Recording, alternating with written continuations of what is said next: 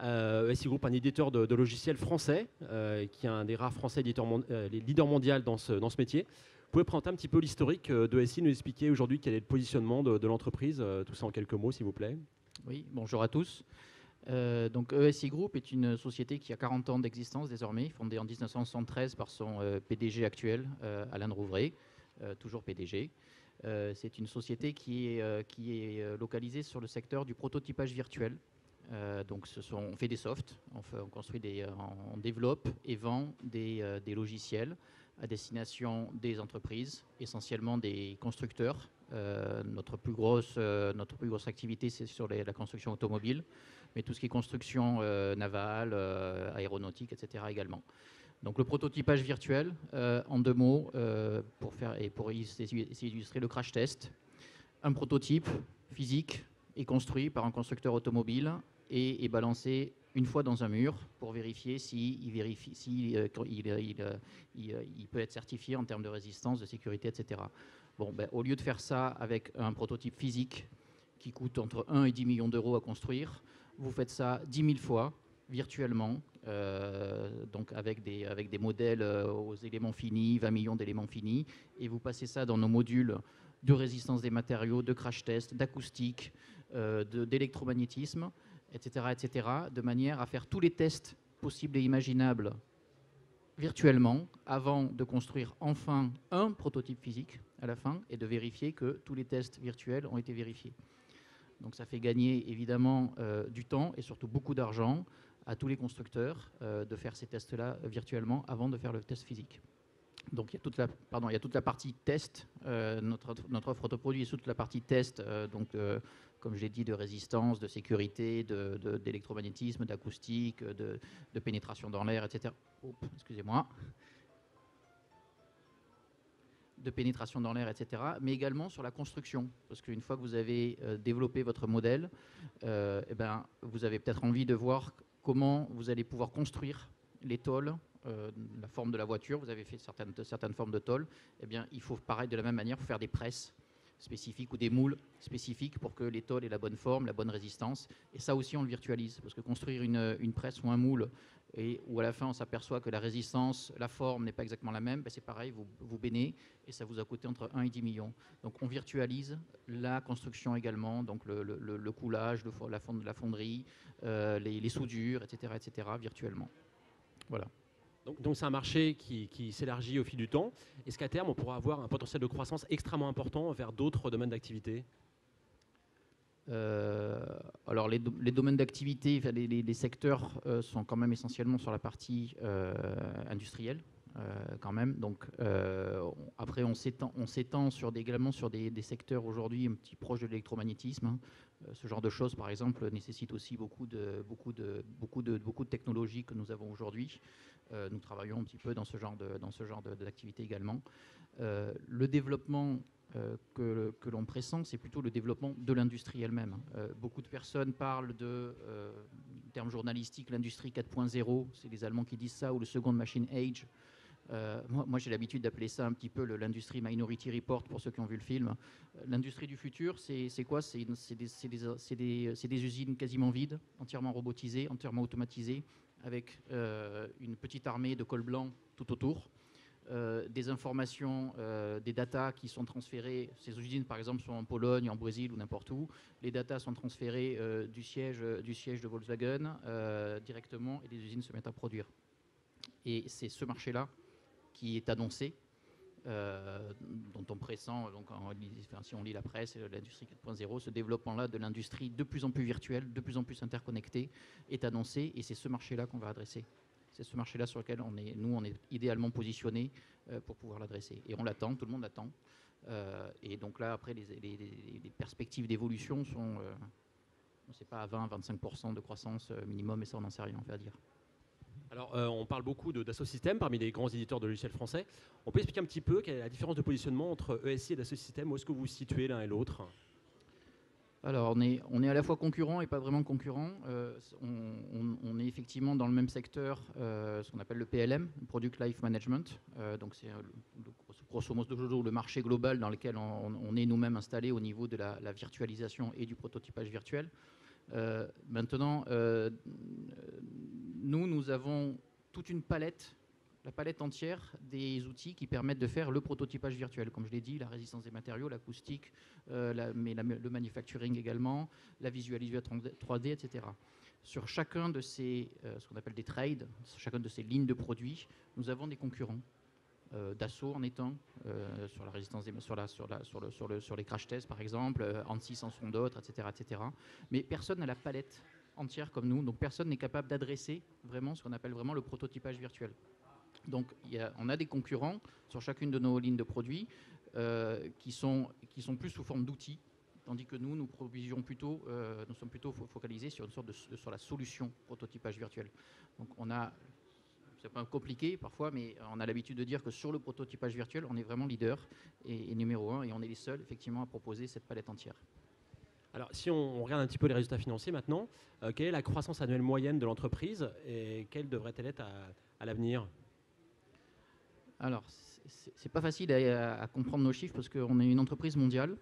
On est installé notamment par exemple au Japon, aux États-Unis, beaucoup en Asie. Donc on a beaucoup d'effets de change dans nos comptes de résultats, notamment dans nos comptes de résultats et dans notre PNL globalement. Si on détourne tous ces effets de change qui ont vraiment fait les yo-yo depuis quelques temps, ça fait 2 ans par exemple qu'on s'est un peu fait matraquer par le yen par exemple, cette année on profite au contraire de l'envolée du dollar.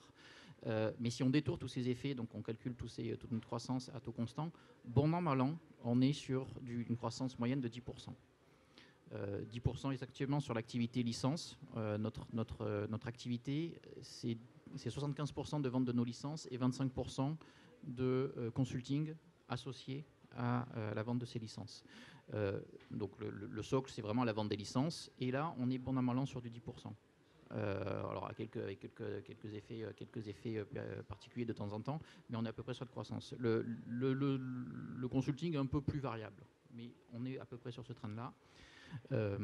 Donc c'est ce trend-là minimum qu'on attend pour le futur.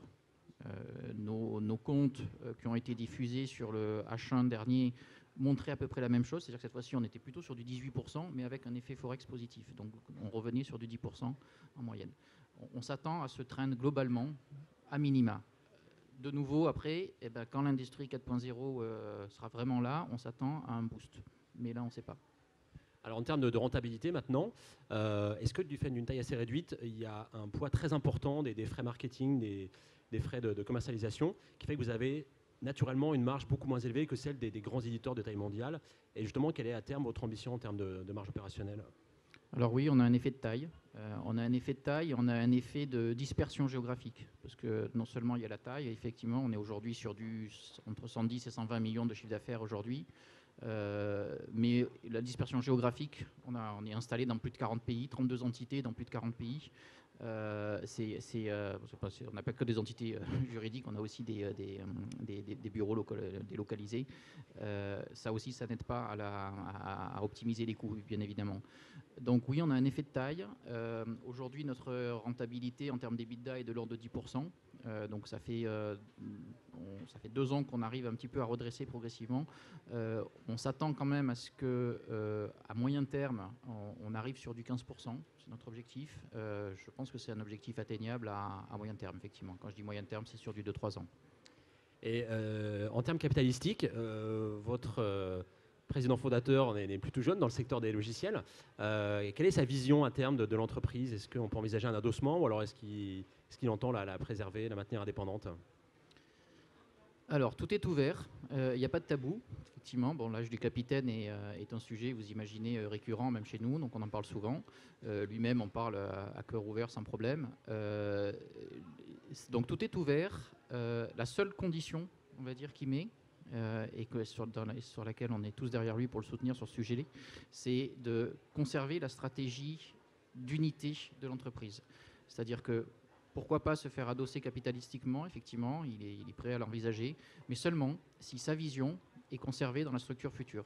C'est-à-dire, bon, pour grosso modo, il ne veut pas une acquisition à la ANSYS, où ensuite, trade par trade, l'ensemble de la société est découpé trade par trade, où on regarde en termes de ROI quels sont les trades les plus rentables, les moins rentables sont liquidés, et on ne fait du cash que sur les cash co. Ça, c'est clairement pas sa vision, puisque sa vision, c'est de conserver le prototypage virtuel en entier. Et même certaines de nos trades qui sont moins rentables que d'autres sont quand même utiles à la vision globale. Donc, pourquoi pas, effectivement, un adossement à un industriel ou à un financier. Donc ça, c'est complètement ouvert. Mais sur cette condition-là, de conserver l'ADN de ESI. Très bien. Est-ce que vous avez des questions au sujet de ESI Group? C'est autour de 20% du chiffre d'affaires. C'est un montant important. On parlait tout à l'heure de rentabilité. On travaille beaucoup sur, bien évidemment, essayer de contrôler les coûts, piloter les coûts par rapport à l'évolution du chiffre d'affaires.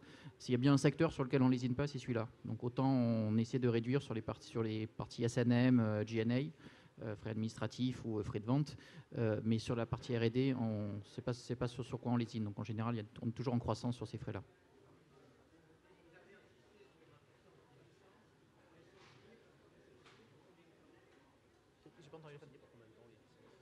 Alors les licences sont traditionnellement plutôt signées sur 1 an. Ce sont des licences annuelles. Oui, en grande majorité, ce sont des licences annuelles. On vend également quelques licences dites perpétuelles, qui sont environ du coup 3 fois plus chères, mais donc qu'on n'a pas besoin de renouveler chaque année, seulement le renouvellement de la maintenance. Et c'est très variable selon les pays et les cultures. Par exemple, en Russie ou en Chine, ils sont plus demandeurs de licences perpétuelles, et partout ailleurs, nos clients favorisent plutôt des licences annuelles. Donc en majorité, on est sur des licences annuelles.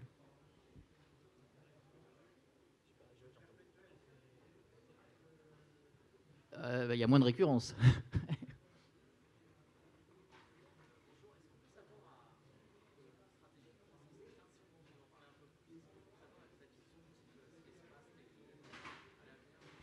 Alors oui, on n'a pas abordé ce point-là, mais on est toujours en recherche de croissance. Enfin, on croit par croissance interne, mais aussi par croissance externe.